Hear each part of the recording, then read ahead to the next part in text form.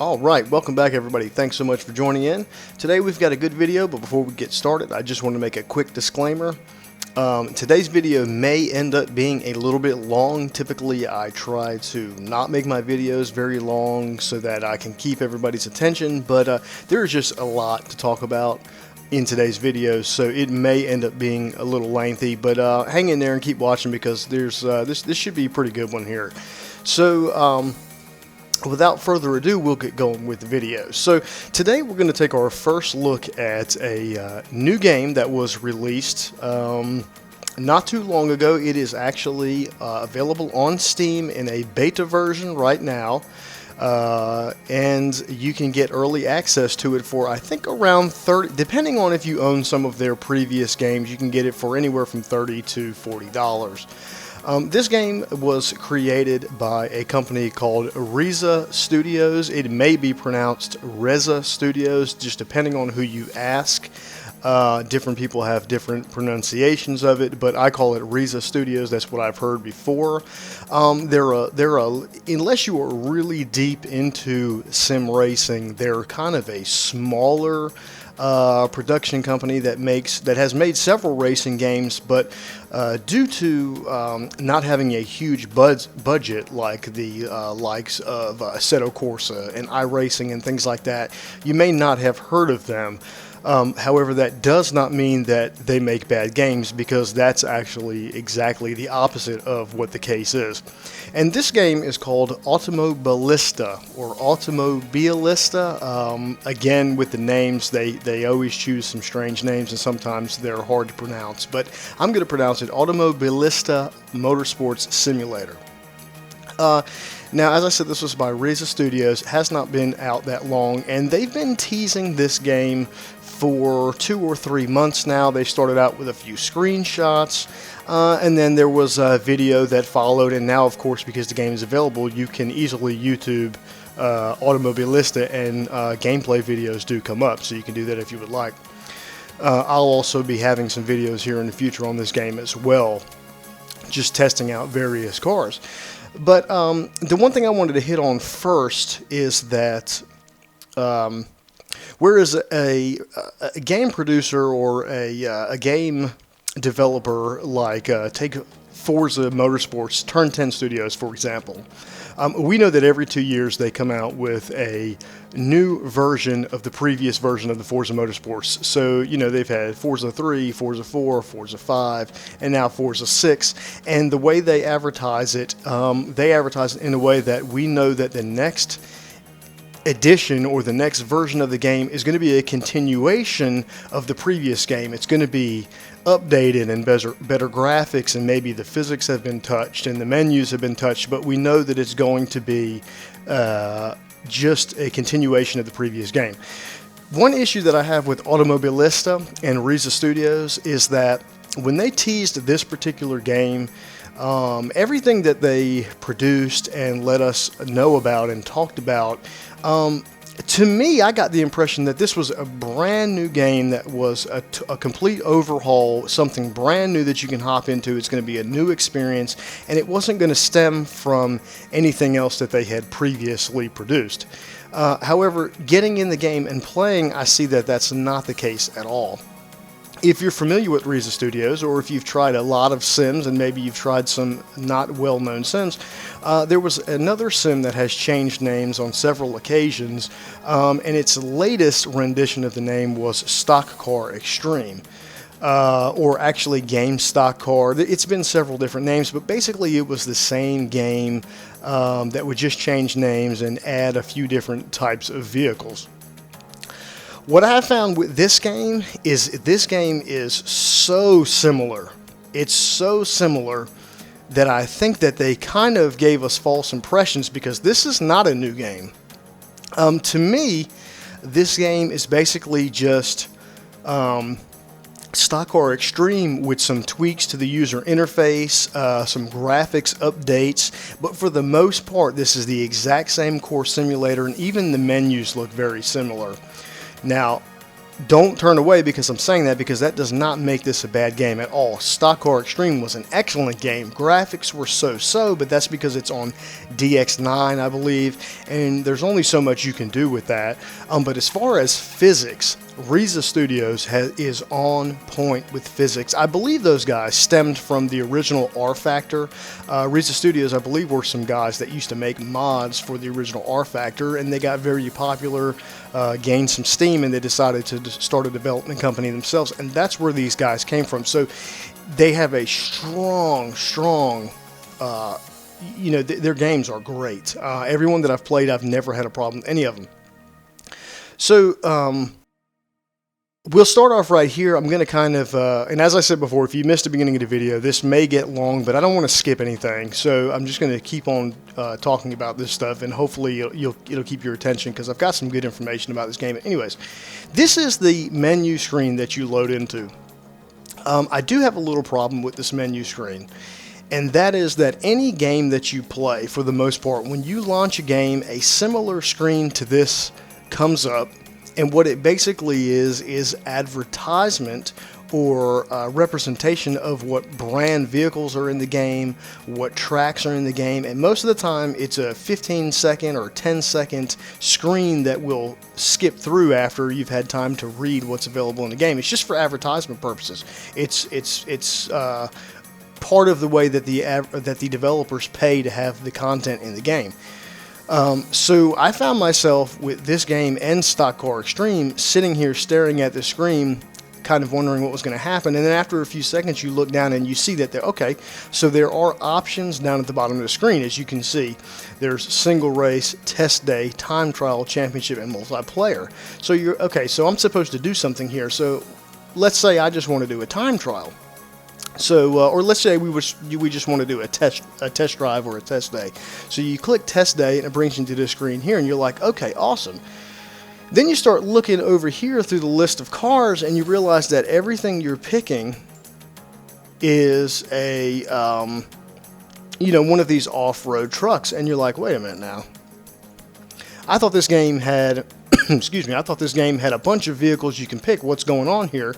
So then you go back out to the main menu, excuse me, and then you realize that, okay, wait a minute now, these are actually categories that you can pick, and what it's asking me to do is pick one of these categories, and then once I pick this category, then I'll see what options of cars I have. So yeah, so it can kind of throw you off, and until you really get figured out how to use this menu system, it can be kind of confusing, and it's a little low budget. But that can be expected for a company that's not a huge, massive company like Turn 10 Studios. So, anyways, once you figure out how you're supposed to do it, you pick what type of vehicle you want to pick. So, for example, it automatically had picked super trucks. But you really have to be looking very hard to see that right here on the Super Trucks. It's actually highlighted. So without me realizing it wasn't highlighted, that's the only, that's why that's the only vehicles I had to pick from. But let's just say we want to run the mini challenge. You select it, and see, now that's highlighted, and the Super Trucks are not highlighted anymore. Then when you go into test day, you have, now you have the options of picking a mini. Say you don't want to drive one specific type of vehicle, you can pick all cars and tracks. Okay, so that is an option, and then you pick that. Now, I don't know if you saw that or not, but this game, supposedly developers say that this game is 95% finished, and even though it's an early access, this is pretty much what you're going to get, with the exception of a few tweaks when the full game comes out and is released. And there are still a lot of the same bugs that were in Stock Car Extreme. For example, when you pick a different, say I picked karting, I went from all cars and tracks to karting, it just really, it locks the game up, and there's a huge hesitation. Alright, so now I've got Formula V10 picked. When I go into test day, my mouse is just hopping all over the place, and it takes a second for the cars to load in. So you can just really tell that this menu system is based off something, just something older and not up to date, and that is kind of a pain. But if you can get over all of that, The force feedback and the physics of this game are exceptional. I mean, they're some of the best that I have ever played, ever tried, and I'm not just saying that. They're not paying me. I mean, like I said, Reiza Studios has got it together when it comes to physics and force feedback. Now, as you'll see when we come into these option menus, there's not a lot of adjustment with the force feedback, but even though there's not a lot of force feedback adjustment, it still feels great. I think they've got it pretty much tweaked in where you don't need to adjust it because it's right where it needs to be. But the options that you have as far as force feedback goes is medium, low, and then high, of course. I keep it on medium at 75%. That is exactly where it was when I started the game. I haven't touched that at all. That is the settings that are ready to go when you hop on the game. I'm running a Thrustmaster TX wheelbase with a 599 Alcantara wheel, and that feels perfect for this game. If you have a different wheel, you may need to adjust those settings, but like I said, it's very simple. There's not a whole lot you can adjust. It very easily recognized my wheel and my pedals, my T3PA Pro Pedals. It easily recognizes my TH8A Shifter. So as far as compatibility, I think that it's very fluent in finding all those things. So many things that you can tweak as far as mapping buttons to button boxes or whatever you may have, or the keyboard. A lot of adjustability in that sense. And then difficulty, you've got your common difficulties. You can change invulnerability on or off, steering help, all this stuff. But you want to turn all this stuff off if you're a hardcore simulator and you want it really to feel like realistic. You're going to turn all that stuff off. The only thing I do keep on is anti-lock brakes, because typically any vehicle that you drive, any current vehicle is going to have some sort of stock anti-lock brake system, even race cars, so I always turn that on. But as far as stability control and traction control and all that stuff, I always leave that off. But that's definitely a preference thing, as in auto shifting, auto clutch, and all that stuff. But if you're a simulation racer, anything that you would expect to see that you can adjust in a simulation, it is all here and available in Automobilista. I really hate that name, but it is what it is. Just like in the previous game, you can create a profile, you can save replays. It's identical. I mean, it's exactly the same. So that's enough of the menu system, because that's really boring. Now we're going to hop over into some gameplay, and I'm going to talk about the force feedback and some other things in a little more in depth. So once we get into the race, I'll be right back with you, and we'll show you that stuff too. Alright, welcome back everybody. Welcome to part 2 of this video. Here what you're watching is some previously recorded gameplay that I did in the Mini Cup series. And I absolutely love this series for some reason. I find myself coming back to this series over and over again, as I did in the previous title of this game, Stock Car Extreme. Something that Reiza Studios does so well that so many other simulation companies have a hard time doing is they do front-wheel drive cars exceptionally well. What I find a lot of times in other simulators is that the loss of traction in the front wheels on a front-wheel drive completely eliminates all other feelings through the wheel completely. Reiza Studios has done an excellent job making sure that doesn't happen. So while you do feel when there's a loss of traction on the front wheels, you also still feel what's somehow, I don't know how they did it, but you still feel what's going on in the back of the car. You still feel all the little bumps in the road.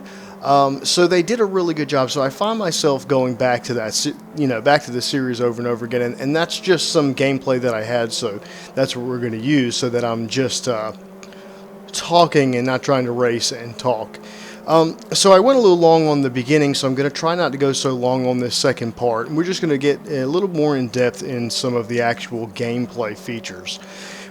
Where I feel like Automobilista falls short in the menu systems, I feel like it makes it up 150% in the actual gameplay. The core simulation of this game is absolutely amazing. I can't stress that enough.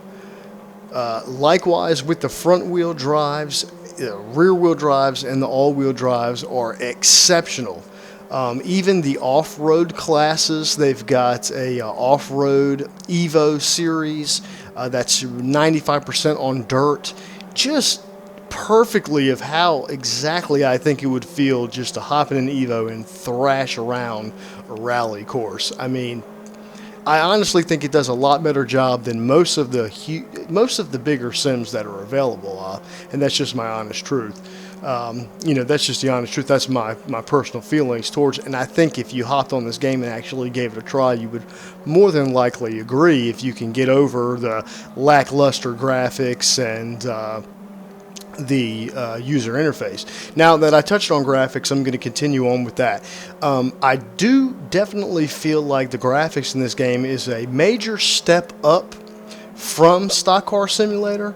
From Stock Car Extreme. However, it's still maxing out its potential because it's still on an older graphics engine.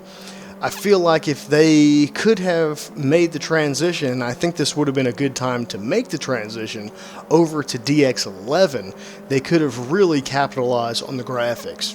But as I've said before, with a lot of simulations, I'm less interested in, this is a preference thing, you may be different, but I'm less interested in the graphics and more interested in the physics. And the physics of this game are just on point, as I just can't say that enough. I wanted to touch on the sounds a little bit. The sounds in this game are great. I haven't driven a car yet that didn't sound awesome. Whether or not they sound exactly true to what the car would sound like in real life, that is up for your own judgment. But I think they're very close, and regardless of whether or not it does sound exactly like it, they've done an excellent job of making just giving you feel like you're in the car. They give you excellent sensations, and it just really sounds good. I can't speak highly enough of the physics and the sounds in this game. So if that's two things that you're really interested in, this is definitely a game you want to hop in and check out, because you don't want to miss out on it. The other thing that I wanted to touch on real quick before I end this video is that and you'll probably have noticed that I'm looking around in the cockpit of this car. It actually is compatible with Track IR. Now, I haven't confirmed this, but typically speaking, if a simulation racing game is compatible with Track IR, most of the time it's also compatible with VR. So if you're a big VR virtual reality guru and you have to race with a VR headset on, I'm sure that this title, if it's not compatible yet, will be very soon, because the entire interior of the car is designed. It's all there. I can look around at where my legs would be in the seat. It's all there. So full 360 support of a VR set, I'm sure, would be perfectly capable. And if you have Track IR, I know for a fact that works because I'm using it. I did want to touch on the fact that you don't have the option in this game, and I think this just goes to the fact that they're trying to keep the frame rate up, so they're eliminating things that you don't necessarily have to have. So for example, there's no option to turn your arms and hands on. The only options that you have in this game are basically having the steering wheel on or the steering wheel off. I know a lot of people that run a wide angle triple screen because of the field of view they run. They do want to turn the steering wheel off, so you can turn the steering wheel off. But again, I want to emphasize there is no way to turn hands on. They're just not available in the game. So that may bug you, may not. Doesn't bug me at all. Frame rates are super smooth as long as you have a graphics card that can handle it. They're a lot better than Stock Car Extreme. Stock Car Extreme, I used to run pretty low frame rates, but this game does run very smoothly, other than the exception of the little hiccups it has in the menu.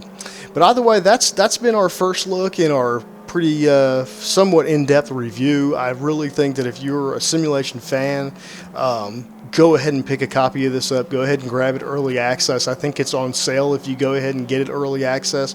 Also, if you're an owner of Stock Car Extreme, you have access to this game already. All you have to do is go into your Steam account and pick the game up and download it, and it's ready to play. So I hope you guys have enjoyed this short, kind of long review, first look at the game. If you liked it, please give me a like. If you haven't subscribed, go ahead and subscribe. I have a lot more content coming. As always, thank you very much for watching, and I will see you guys in the next video.